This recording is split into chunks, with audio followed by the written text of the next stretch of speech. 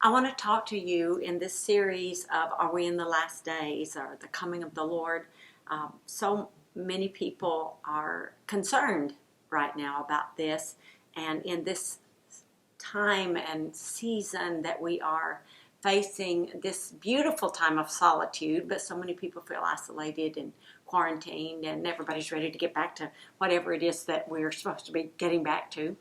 I really feel in my heart that we need to think about where we're going, not so much let's get back to what we were doing or to go back to something, but maybe we should be casting a vision forward.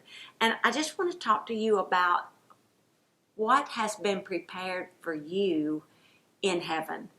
God's got a plan in these last days, in the coming of the Lord, and He's not just throwing it together. In John chapter 14, I started memorizing this chapter when I was in college, simply because of how it brought so much peace to me. And in this season that we're in, peace is a big deal. Jesus was talking to His disciples, and I think they must have been a little unnerved, a little uncertain because of the fact of what He said. He said, don't let your heart be troubled. Don't be afraid. Don't be cowardly. Believe confidently in God and trust in Him. Have faith, hold on to it, rely on it, keep going, and believe also in me. Now, I'm reading out the Amplified. In my Father's house are many dwelling places. This is what I want to talk to you about. In the Father's house, Jesus is talking about His Father, who ultimately, when you go through the Bible of the New Testament, He tells us how to connect our lives through Jesus to the Father. So now Jesus' Father becomes our Father through Jesus Christ. In my Father's house are many mansions. If it were not so, I would have told you, because I'm going there to prepare a place for you. And if I go and prepare a place for you, I'll come back again, and I'll take you to myself, so that where I am, there you may be also. That's John 14, 1 through 3. I want to talk to you about that. Those 3 verses have a cultural background that if you're just reading through the Bible, you might miss the point. Jesus was talking to them about a societal, cultural thing that happens when a man and a wife get married. And He was using the cultural language of the day to talk to the disciples. And in this season of time, when Jesus was on the earth, what would happen would be a male and a female would decide they're going to get married. And they would become betrothed, or we would call it engaged. But it's different than our engagement. When in this time and season they got engaged, it was already like a legal contract, like we would call marriage. The only difference was they went legally into contract that they are husband and wife, but they haven't consummated the marriage with vows and the physical part of it. So Jesus was saying to them, you understand the culture of marriage. In this society of marriage, they would betroth, the young man and the young woman would become betrothed. They would go into a legal contract, and the families were very involved, especially the father of the groom, interestingly enough. And in this case, Jesus is talking about Himself as the groom. He's talking to His disciples as if they're the bride, and then He's bringing the father of the groom into the story.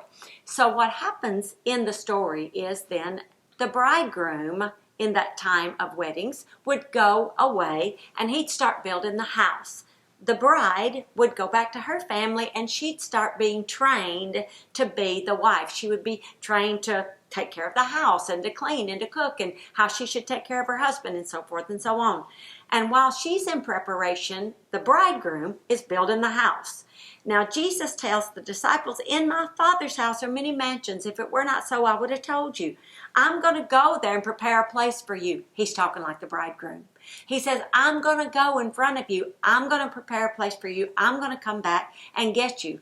That was of the society of the day. The bridegroom would get the house built. He'd come back and he'd say to the bride, the house is ready, and I'm going to take you to there. And they would have the wedding, and that would be it.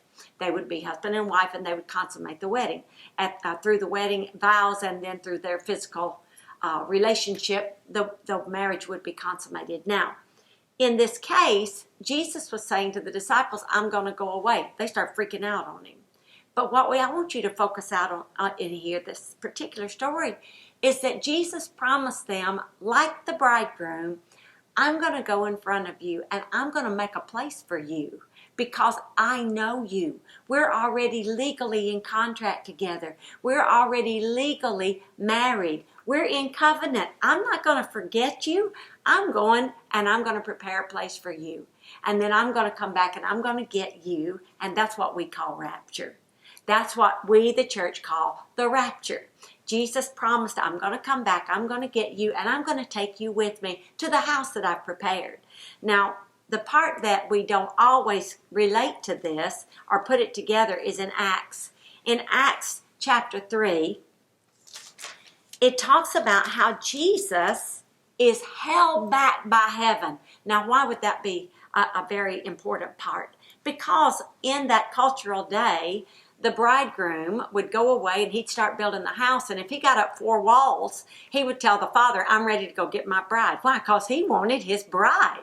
And the father would come and he'd look at the house and he'd say, well, son, you need some doors. How about a window or two? We need a running water here. He would tell him, oh, your house isn't ready yet. You need to keep working on your house. And then he was also watching the bride. He was in touch with the bride's family. He was making sure the bride was actually ready for the bridegroom to come and get. So he wasn't just watching the bridegroom build a house, he was also watching the bride. Just like the Father is watching us. Oh yes, heaven is holding back. In Acts chapter 3 it says, heaven holds back Christ. He's been appointed for you. He's coming for you. But heaven must keep until the time of the completion of the restoration of all things. Heaven's holding back Jesus. He's wanting to come and get us. He's ready to come and rapture us and take us to be in that home he's built for us. But heaven's holding him back because the Father is watching everything. He's watching you and he's watching me.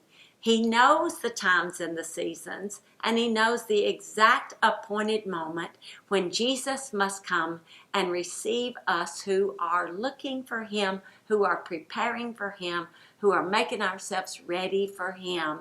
That's who he's coming for. He's coming for those of us who are getting ready for his coming. So I encourage you today, don't just be worried or fretful or anxious. Remember the first few words of John 14. Don't let your heart be troubled. You believe in God, believe also in me. In my Father's house are many mansions. If it were not so, I would have told you.